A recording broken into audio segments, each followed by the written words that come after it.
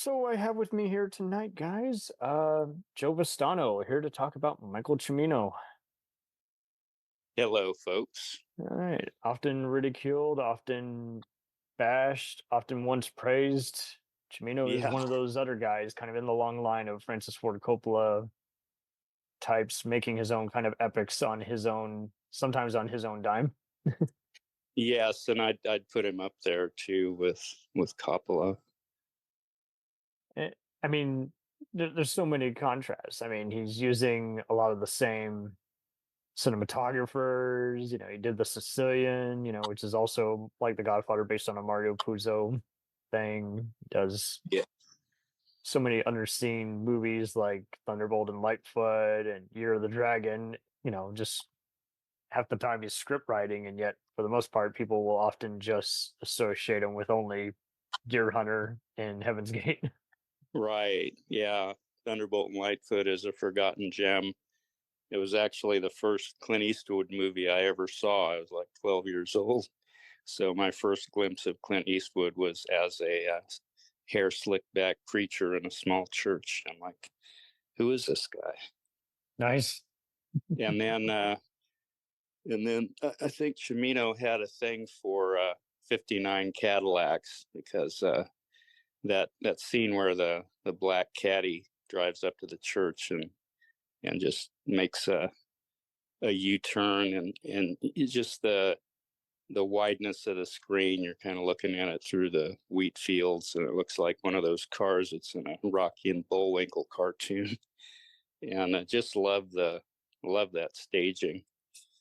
You Right? hear the church music in the background, and I don't know. There's so many strange little quirks in that movie, and you kind of seems to me that Cimino must have had some fun writing it and thinking of the scene where Clint Eastwood and Jeff Bridges, Thunderbolt and Lightfoot, they get in a car with this guy. I guess he's huffing gas. I think somehow this gas is filling the car, and he's driving all over the place.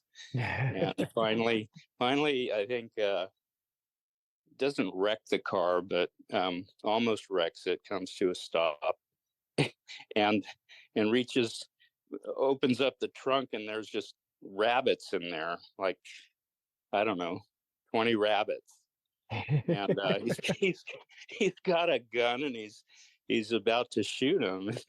Like who writes something like that? And it's just a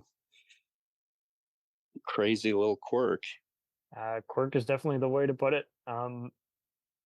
He's been married to so many different actresses, including Devani Scaio, who's probably best known for playing Deanna in the Rose Red Stephen King miniseries. He's majored at Yale University and Michigan State University in both graphic arts and painting. So I did not know that about him prior to this recording. I just knew that I think I just mainly knew about just seeing excerpts from the various, endless books on how he just would not compromise. And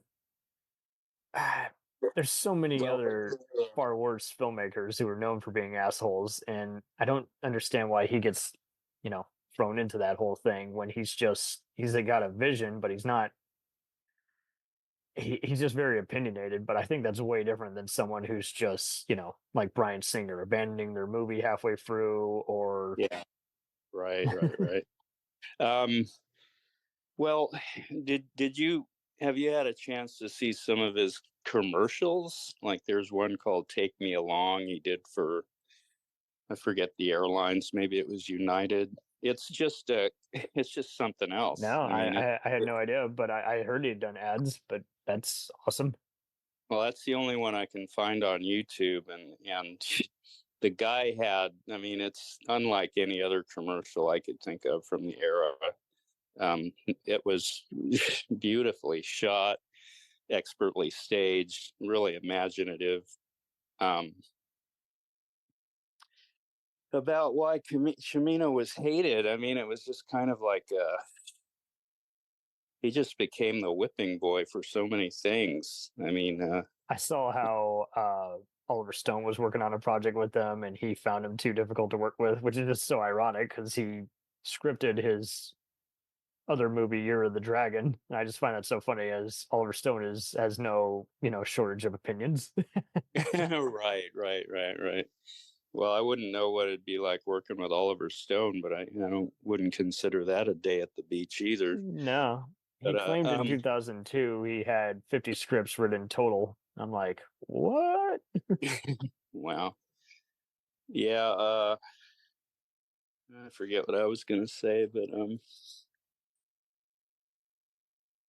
anyhow, the other day I revisited The Deer Hunter. It had been a while since I'd seen it. I did And too. It's one of those. I'm like, I resaw it. I'm like, I never need to see it again, but I'm glad I did, just to brush up on it and why I like it. yeah, I mean, I just kind of getting ready to do this show and wanting some fresh insights because I hadn't seen it in years. What an ah what an incredible movie! I mean, the character development in that movie is about as good as I've ever seen, and it's kind of a magic the way you get to know these characters. Even with the long wedding sequence. I mean, and to me, it's never nothing short of gripping. It's a You know, it's almost a David Lean kind of character piece. But I had no idea that he was even attached to movies like The Dead Zone and Empire Strikes Back. I'm like, man, so he was always going around. And I know, like William Friedkin, he has some divided politics, but I don't think he ever came off as that, never entered his personal life or film sets. I love how he's also praised by the likes of Spike Lee, Tarantino, yeah. David Gordon. Scorsese too. Yep, Scorsese, Kubrick, Francis Ford Coppola, Milos Forman. That's high praise. And I'm like, I was that's pretty awesome. I was trying to get uh trying to see if Stanley Kubrick had an opinion of Heaven's Gate. And it's kind of looking for it on the internet. I didn't find anything. Did you? Other than the DVD, there's a few different ones on YouTube, but a lot of them are like part of IFC type documentaries, and it's just one of the many movies that come up as critically divided or reevaluated films, as well as. I mean, I think that's just it. I think had he not had a big head on that movie, and had he just kind of like Coppola did during the making of The Godfather, kind of played it cool, or Mm-hmm. even pulled a Conan O'Brien where he convinces the producers that his idea is their idea, it would. I think he would have. Yeah, But yeah, it seems that's just it. If you just constantly are arguing, they're gonna just find a way to just blacklist you before it's out, or it has a chance to shine. And I mean, yeah. And it's I so don't know. easy to make a cliche out of that sort of. Yeah, Like he was going for something amazing in Heaven's Gate, and a lot of it's right up there on the screen. I can You know, understand other often bemused or parodied films like Ishtar or Xanadu, but uh, I don't understand that one. I'm like, well, because there's always free 4 hour movies, and it was just kind of coming up at that time where the modern day, where we had to make movies, you know, less than 3 hours. yeah, exactly. I mean, it was definitely uh, somebody set the limit somewhere as being right around 2 hours, which seems about right for most films. But uh, Heaven's Gate was just such an expansive vision. You read about uh, the actual Johnson County War, and let's just say Yeah, Michael Cimino took some serious liberties with the with the story and the script, but it was all in service to this West, this kind of new West he was creating. I don't think we'd seen quite the likes of this as far as quote unquote an anti-Western. right. And even Uh, looking back at some of his other stuff, I knew about some of his other, Clint Eastwood collaborations where he revised scripts, but I had no idea he was also involved with as one of the co-writers of Silent Running, as well as uh, our Magnum Force. Yeah, well, I knew about that, but I didn't know about Bette Midler's The Rose or The Dogs of War. I'm like, Oh what? yeah, right. Yeah. So Uh, that's probably where he might have met Christopher Walken back in the day.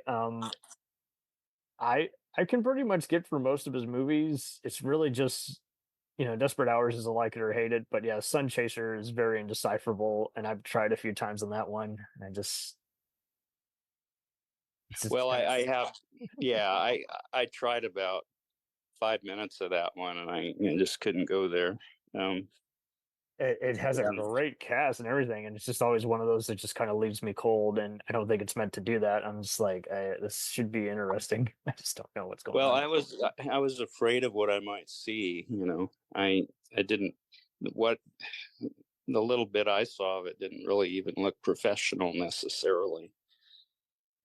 Yeah, Yeah, I don't understand that. What I was afraid of was that I was about to see something from a burned out genius, with very little, if any, resemblance to the work he'd done, which I'd loved so much. Maybe that was, I hmm don't know. It's hard to say. But as far as him being a big old egomaniac and that kind of thing, I mean, there's interviews with Chris Christopherson Oh, sweet. in the yeah, you've seen that. I don't know if I've seen that particular one that you're talking about, but I'm glad that he's stepping up for him. Well, he had nothing, um, he said they all felt like they were doing something really important, and that Cimino made them feel good and free as actors. And uh, it was, even the fact that while they weren't filming, they had to go to various schools, like how to ride a horse, how to roller skate and dance at the same time. And I don't think any of those.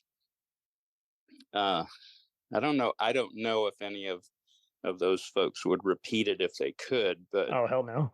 But I mean, the Sicilian, I've seen only the director's cut. I seem to recall I saw a cut down version on Showtime years ago, but when you see the full blown version, you kind of do get a larger than life Shakespearean, downfall kind of drama. And uh, I looked up his influence. Obviously he had the basic ones like John Ford and Akira Kurosawa, but I had to look up yeah, his third one. He mentioned Luchino Visconti, who's another yeah, Italian filmmaker. And when I look at all his other stuff, and Wikipedia even shows his different castles he's grown up in, I'm like, yeah, man, these Italians and their stage dressing, they got they got it down no, there too. yes, sir. As a proud Italian, I agree. Oh, nice. Bastano, Toscano. Bastano. Um, I was, like Vietnam War films that came out in the 70s and early to mid 80s. I guess 86 was when Platoon came out. To me, uh, with the exception of Apocalypse Now, which is kind of the whole fever dream, but each Vietnam War film takes on, an aspect of the war. Um, Absolutely. like you have in Platoon, you have this divisiveness and nobody having what you'd call a moral imperative, and everybody just kind of trying just trying to survive from one day to the next. And you have kind Absolutely. of that, and most films will also have sort of a My Lai massacre thing going on in the middle of them Right? No somewhere. kidding. But I mean, as far as, and I wouldn't call the Deer Hunter Vietnam film necessarily, It's but kind of just more of a drama with war elements. well, in terms of emotionally shattering, I mean, looking at looking at the real mental and physical toll that uh, that experience put people through, both those who went through it and those who were waiting behind, and what was expected and what they were when they came back. And I mean, it's just, and thanks to the acting as well. The acting is just, it's almost documentary. It's so naturalistic. And they really it's the best way to put put it. a lot to that. Yeah. And he wanted kind of a documentary style. He aimed for a certain realism, and he definitely got that. But then there's a kind of surrealism as well, like the Russian roulette scene, the infamous. I mean, first time you're watching it, it's just almost unbearable. You just don't know what's going to happen, how it's going to play out. And then that explosion of energy when De Niro, starts shooting.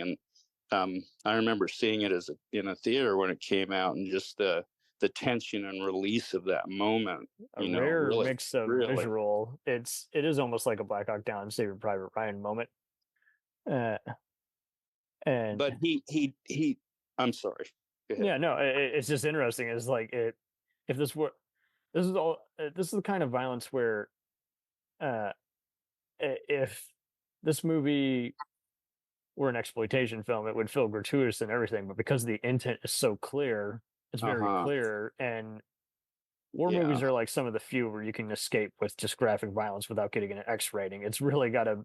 It's very clear that he wants to show just the survival instinct, all these guys who have no business even serving, in the army, but they all come from the, blue collar landscape of things. It's just, and I'm sorry, Christopher Walken, when people say, "Oh, he's now a caricature," I'm like, yeah, but have you actually seen the stuff that, right? This or Pennies from Heaven, or even Dead Zone, the Dead Zone. He was Dead Zone movie, amazing in that film. I was going to say also, I had learned just recently that the Russian roulette scene was Cimino really wanting to put you, the viewer, right there in that situation where the choices you're reduced to are, pull the trigger or don't pull the trigger. Life can go really feral when you least expect it. He's not a shabby in terms of any of his dialogue. So that's the other thing why I think a lot of his work is kind of due for reevaluation. Is like, if I'm gonna say, you're bad at this and that, is like, you better be like very incompetent at laying out what you're saying. It's just... Yeah. Well, he was talking about the thing that wouldn't have put you in right there in the situation was another like large scale spectacle tragedy like My Lai. Like I said, just about every Vietnam film has that. But he wanted something that was so visceral, like I think he's wanting to enter the frame of mind where you were terrified just about every moment of every day, like what's going to happen next, what's coming next, where's it going to come from, I don't know, like true story, when I did see it in the theater, about 12 years old. No, I think I was 14. Anyways, Nice. the theater was packed, and right during the Russian roulette scene, right about the middle of it, these two really big guys get up, and I see these shadows just punching each other. Like, I don't know, I don't know if the tension of that moment kind of kindled something that had already been brewing or whatever, but it was something can't be removed from my memory of that scene, like ever. Nice. And the worst thing to do with the Deer Hunter, I think, is to make a political argument out of it, because it's not like Southern Comfort or Apocalypse Now where they have political elements, but the filmmakers don't want to politicize their movie. It's like, this one is all about all you got as far as politics are just social class chats, but that's it. But that's, again, with all his other movies, that's just part of his signature versus I want to make an argument of it. I want to have a Sidney Lumet or Aaron Sorkin type dialogue. And yeah, I think you have to have kind of a Shakespearean grasp of irony to pull off some of the things he did. Mm-hmm. And the irony, unfortunately, you know, that's kind of misbegotten irony or misunderstood irony forms the basis of probably a lot of political discussions, I think. But you know, you have the irony of them singing "God Bless America." Yeah. I mean, I'm not going to try to interpret the politics of that. I'm going to sit there and be absolutely shattered by it. Mm-hmm. You know, like as Cimino said, what we do is we come through. You know, we keep coming through. You know, people come through, families come through situations like this. He's a very personal kind of guy, and he knows how to kind of surround his different themes, elevate them with some actual material, and like you say, kind of just unflinching, just thrusts you into it. It's in your face, but not in a way where it's objectionable. So I think, if anything, Heaven's Gate is just another example of kind of like Waterworld, where people were smack talking it so much behind the scenes, and then People Magazine type, you know, PR, that it was dead on arrival. And that's still Right. kind of the case today. If, let's say, a celebrity like The Rock or Tom Cruise is seen on video punching someone, then the movie's dead before it even comes out. And Right. it's always, it doesn't help also that if people are just more snobby now. If they don't like the trailers, and they're not going to see it anyway. So I mean, Yeah, yeah, many a trailer has disguised many a turkey. yeah. You know, Hopefully, you given the can amount cut of, it away. well, and the amount of revisiting of these kinds of movies is like, it's hard to come up with a top 10 for him, since so much of his stuff is either co-written and he's only has like a few directing credits. But how would you think you would introduce people to his stuff? Would you go with Deer Hunter first, and then like Heaven's Gate or Year of the Dragon, or start with his co-written Clint Eastwood movies? Well, first you'd have to, I think, determine whether they could take a movie like The Deer Hunter. You know, that's the one I would recommend. We'll return after these messages. If you like small town mystery, crazy news, and wild history, then the Florida Men on Florida Man podcast is for you. Each week, Josh Mills and Wayne McCarty bring you the absolute best Florida has to offer. So if you're looking for a show that's safe for the family, but funny enough to help you escape everyday life, then listen to the Florida Men on Florida Man podcast. That's Florida Men, plural, on Florida Man podcast. Hey, it's Brent Pope, the host of Breakfast with Brent Pope. You've seen me on some of your favorite TV shows saying things like, "Give it up, Jimmy. You got to sink this putt to win." On Breakfast with Brent Pope, I sit down with guests from the entertainment world, and we do it all over breakfast. Or should I say Brentfast? Every week on Brentfast, you get inside Hollywood info and tips, great breakfast recs and booty debates. Most of all, you get the most delightful 30 minutes of your week. So dig in. It's Brentfast time. Listen at Brentfast.com, Apple Podcasts, or wherever fine podcasts are found. The Jacked Up Review Show podcast is honored to be part of the Blind Knowledge Podcast Network. Join anytime, talk the talk, and enjoy yourselves. There's something enlightening for everyone with this crowd of cool cats. Check them out.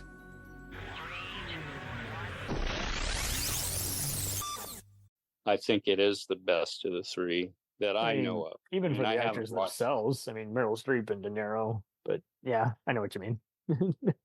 But as far as like somebody who wanted to just see a fun movie, Thunderbolt and Lightfoot is hilarious. It's just Yeah. it's such a funny movie. A well done heist movie, essential Jeff Bridges viewing. Yeah, and also It ends in the most explicit way. Most of the time, if you see a heist movie nowadays, it's got a pretentious plot twist that doesn't work, or it just comes down to the inevitable cops and robbers crap. And this one ends in a way you don't expect it to end, and you're like, that's probably more plausible, especially with the scenario he's setting up. yeah, and there's tremendous irony too in that very last shot. You can have it all, but it's not enough. Yeah. Yeah. Well, he had he had tremendous respect for Clint Eastwood, and I don't imagine that you're on the set with Clint Eastwood and you're like a first-time director. I don't think you're going to tell him no too much. But Clint sort of didn't rush him along, kind of helped him be efficient directing that film. So, that wasn't a film that just went on forever. And I don't know if, I think after the success of The Deer Hunter, I don't, he definitely let that go to his head. I'm just going to put that out there. When all of a sudden kind of he was being told that he could essentially do no wrong, that he was a wonder kind, and the up and coming, I don't remember like seeing the Oscars the year The Deer Hunter pulled so many awards in, but I imagine he was pretty surprised by that. I mean, I don't think that he, every artist has tremendous self-doubt. Yeah, he seems like a mixture of someone literally losing his mind. And, I don't know about anything, but that's having when to do he's with just, I think it was just very personal. He took everything he did personal, but I think you can go with that with all kinds of ego. How serious you take all of this really does depend. And you do have to take a lot of it serious if you want to get it finished on time and everything. But yeah, I don't know how much of it was, again, just producers being assholes versus him just refusing to compromise. Like, no, I'm not going to do it if it's not my way. So yeah, there's two sides to that story, and only one side has really ever been told. and And he's that's, unfortunately I left like us in 2016, so we won't. Yeah. Well, some quote well-respected critic, I forget who, uh, said there were no good performances in the film Heaven's Gate. The hell? I mean, come on, man. I mean, Sam Come on. Waterston, Jeff Bridges, Isabella Huppert, Yeah, even William Dafoe with all his lines cut are still. I mean, Chris Christopherson was Chris Walken himself. never more excellent hello. there. Yeah, and Christopher Walken, I mean, especially with what turn his character takes, where you're not sure, he's, if anything, much like Deer Hunter, it's literally the same premise. Various right. people who are either peers or neighbors want the same thing, but go about different ways of getting it. I mean, come on, you got John Hurt, you got. Yes, indeed. And you know what I think Heaven's Gate suffers the most from is that the two places where the really important expository writing is the scene in the beginning, when the Reverend Doctor's giving that speech. It is kind of like the wedding in Deer Hunter. He does take his time setting it up, but I don't know. It's just. Yeah, but like the speech, for one thing, is taken verbatim from an actual speech to a graduating class at Harvard. And the speech, what I'm saying is the sound betrays the moments that you really need to be getting some of this information, to make more sense of the movie. Because, people wonder why. Well, why did the Chris Christopherson character Jim Averill even go out there? Man from the upper classes. Why did he want to go out and become a marshal in the Wild West? Well, the whole Joseph Cotton speech is about traveling, going out there into the world and exposing it to cultivated minds, I guess he was saying, as kind of help civilize it. And, I could totally buy that, knowing that information and kind of the character of Jim Averill as you watch it. And the other unfortunate dialogue is really hard to hear is when they're It seems like that's the main complaint. But now with subtitles and everything, it seems like that argument's mute, pun intended. But I know what Yeah. you mean. It's Did just, you? I mean, I couldn't find subtitles when I was watching the DVD. really? All right. Yeah, I just kind of missed it. I mean, I'm not great at that stuff. But the other scene where there's a lot of important expository dialogue, of course, is when Averill comes into, whatever town that's supposed to represent. It's supposed to be Casper, Wyoming. And there's all that background noise, and he's talking to Sully, and a lot of important stuff's being said plot wise, but it's very difficult. I imagine would have been, even with the sound being even worse way back then, it would have been really difficult to follow any of that. Here's But hoping then it gets rediscovered, though. Well, I think it is, Because there's more pros than negatives. Like, if I'm going to say something is like a real big slog, there better be just no coherent story at all. There better be no ambition or establishing shots, Well, I think, yeah. And you can see the money on the screen, like it's. I think if you made something like today, like imagine if Christopher Nolan had a movie that grossed barely anything, it would be probably too self-indulgent. And I don't feel like this is self-indulgent. It's just I like don't it's like Lord of the Rings, where the only way to tell it is in 3 hours. Yeah, plus, I mean, you could go back and there's a lot of what ifs. My biggest what if is, what if he'd done what Kubrick did with 2001? He could have done during the initial screening, or Lawrence of Arabia, do a bathroom break, intermission.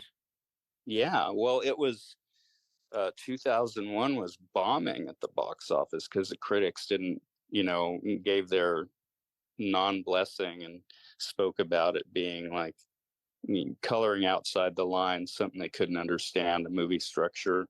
And then he left it out there, and it started gaining momentum, and finally became a hit. I wish Cimino would have done that. Just let it go, not pull it back. And I mean, there's like this kind of heartbreaking sense of his heart being broken at that point. He's kind of saying, oh, they're all right. All of them are right. And I was a real, jerk for doing what I did and all this other stuff. At least he's good at just showing kind of what that would have probably been like with ranchers and vigilantism, let alone corporations taking away land. I mean, but if you did that nowadays, I think everyone would just feel like it was like a gun commercial or something, or affirmative action. And he knows how to just show, hey, this was their way of life and how they thought, and how, again, nothing could stop them because that's how opinionated they are. And for this to be lumped into, say, flops like Battlefield Earth or something awful like Cats. Oh God, yeah. Cats should not have had a second chance. It should have been, okay, then the effects are going unfinished to theaters, since you can't. They don't have anything to do with the story anyway. Yeah, straight to Apple Watch. Right, and this one doesn't get a second chance. Well, I think I hope we're spreading the word tonight. Whoever's listening here, if you haven't seen it, dang, check out the Criterion version. Totally. Man, I mean, like for me, it's really unfortunate that the original, the color scheme we have wasn't the one back then. I mean, I understand what he was trying to do with the sepia tone, but I think it worked more against him. There was so much natural beauty there. Landscapes as big and beautiful as those Montana landscapes in Thunderbolt and Lightfoot. He knew what he wanted. I always get a storyboarded feel from him, as opposed to someone who just turned on the cameras and that's what was in the can. It's just yeah. never a moment Clint go ahead. Eastwood can do that. He seems to do it pretty well. One or two takes and then move on. Again, we're talking about other old school guys who know how to make westerns accessible, let alone different time spans, and let alone showing proper passage of time and character evolution. But I get it. This is all subjective. There's plenty of people who are going to find these movies too long or overhyped, but at least give some of these, a watch, especially Thunderbolt. This one's one that it's one of my favorite movies. It's on my top 10 list. I'm just saying. When I first saw it, I thought, bad movie, but I'm just oddly moved by this. I liked it a lot when I saw it, I think, in college, on a 2-part DVD, but it was one of those, I'm just like, why does, this is very laid back, very easygoing compared to what I've heard, which was, it was too workmanlike or too full of itself and, inaccessible. Like, I know exactly what's going on here. And, I wasn't always good at paying attention. So that says a lot. It's just that it's interesting how, again, different strokes for different folks. But well, it's a movie that definitely rewards repeated viewings. I mean, you see new stuff in it all average the time. podcasts that I've heard cover it usually have nothing but just widespread praise. So I think if you want more fun, I recommend heavily the Not a Bomb or even the genre exposure or film seizure reviews of stuff like this. This is some pretty in-depth material you're going to hear on them. Well, there hadn't really been an anti-Western before this, had there? Like anything that dealt with class. The only one I can think of is Unforgiven, and that's 2 decades later. Yeah, later. But it's like the class warfare. I don't think anybody had ever seen that. And even if they did, they always had to downplay it to avoid being labeled as propaganda or have corporations that disagreed with that message and who refused to, because we have this even now where if people see through what's being discussed, they're going to try to, not have it be advertised as much, Well, he's Cimino's kind of sticking his finger in the eye of the big Hollywood machine, if you will, with the class warfare stuff. You saw it going on, but I applaud anyone like that who can see through it. Yeah. I mean, consciously or unconsciously, maybe it was just too disturbing a look in the mirror or something. They had to make an example out of somebody, and I mean, it's so unfair. It is really unfair what was done to Cimino, what was done to this movie. Absolutely.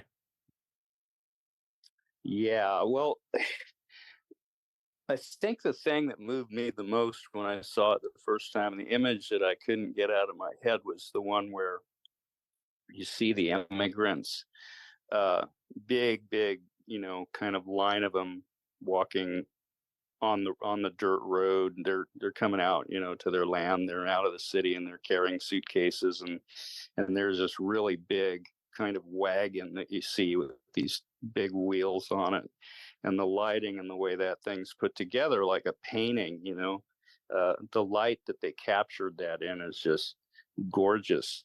And the music in that scene just really, really stuck with me. Very powerful image.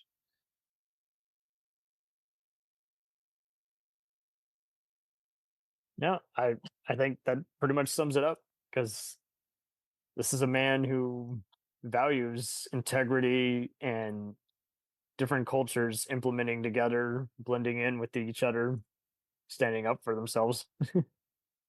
Yeah, and there are a few things that are very hard for me to watch and turn my stomach, and animal abuse is definitely one of those things. So the cockfighting sequence is hard for me to watch, but what does come through is kind of a zest for life that these people have, and this is the mythological American melting pot.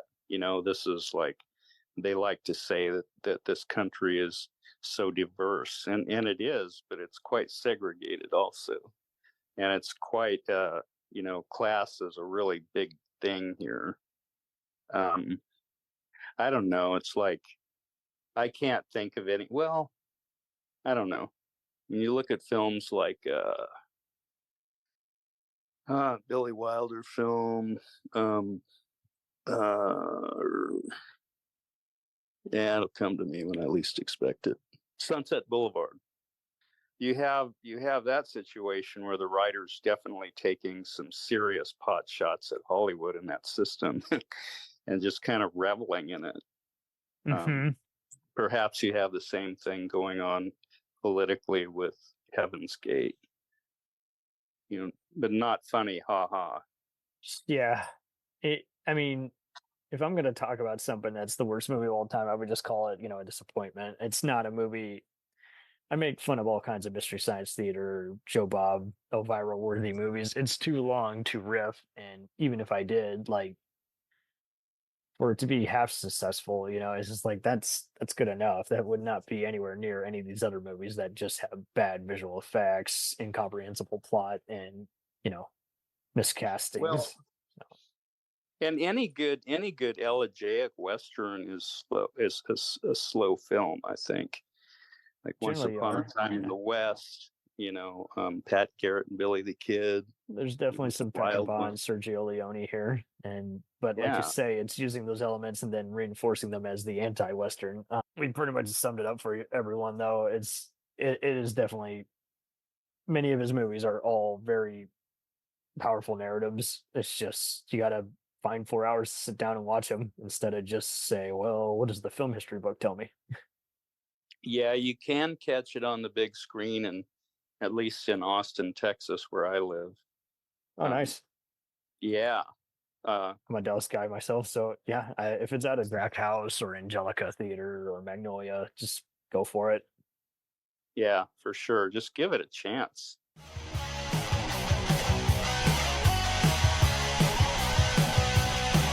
Follow us on the web on Facebook, Twitter, and Instagram. The podcast is available on Podbean, Spotify, iHeartRadio, Anchor, Apple, and anywhere else podcasts are available. Feel free to review our show and leave comments on any of those sites. Thanks a million for listening. It's a jacked up